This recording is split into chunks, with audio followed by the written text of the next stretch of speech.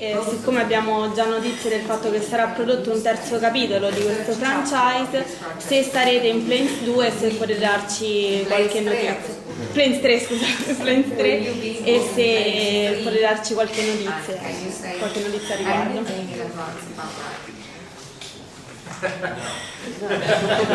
No, you're not going to involve. No, you're not going to say anything. No. You know, what distinguishes Disney Toon Studios from the other studios, Pixar and Walt Disney Animation, is that we build a world large enough to tell multiple stories. What we don't do is set any sort of mandate or schedule about the story, when we're going to do it. You know, we let the creative dictate the story. So in our case, we will continue to research the world, and when we find a story worth telling, we will work on it. So the flight, we were lucky. The first movie kind of set the tone for flight. So we were lucky to inherit the same animators that worked on the first movie, and same consultants we inherited for ours, and flight consultants. But that was specifically for fixed wing. Our movie now had helicopters in it, and wildfire air attacks. So whereas the first movie was more of a race, so just straight shots, ours was more like a ballet. It was a dance in the sky. So we drew that from our consultants, actually how the aircraft choreograph that ballet, how they circle and will attack a wildfire. And then we worked with a helicopter consultant named Chuck Aaron. He's the top helicopter stunt pilot in the world. He's the only helicopter pilot, one of two, that actually do an inside loop in a helicopter. He can go upside down in a helicopter. So he came in and consulted with every helicopter flight shot in our movie to be sure it looked accurate and it was truthful to actual helicopter flight. Even though it's a family film, I have to be true to the characters. And the characters are adults. And when it came time to find an anthem for them to sort of load up to, we really thought about what would the characters listen to. And so that led us to Thunderstruck, something that something that would really get them pumped and ready to go.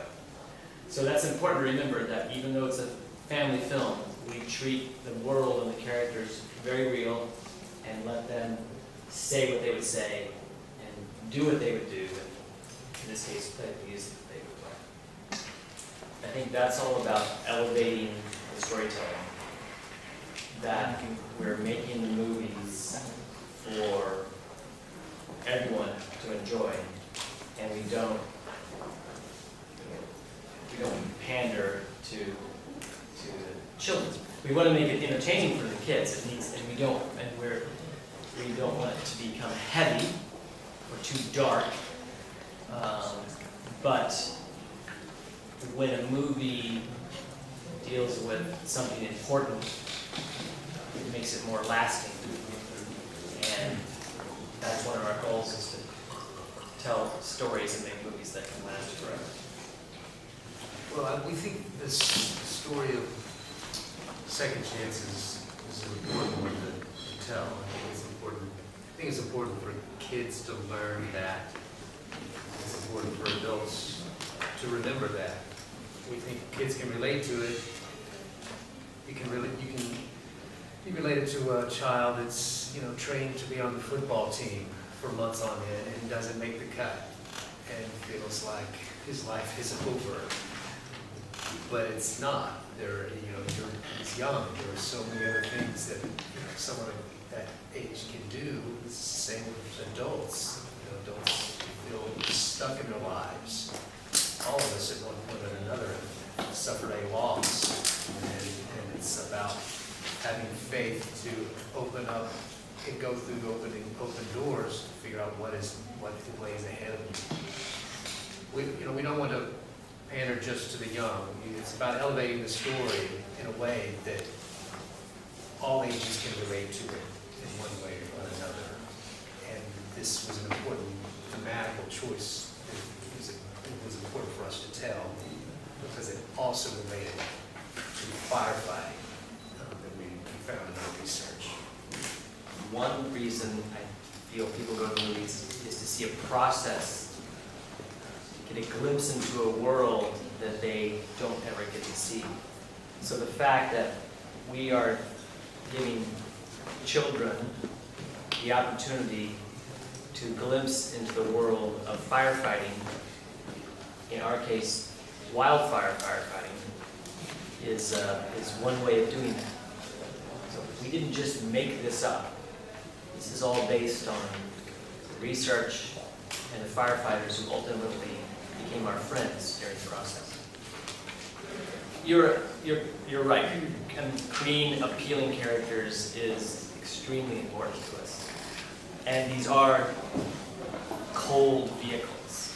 So we do really two main things. Well, there's three things we do.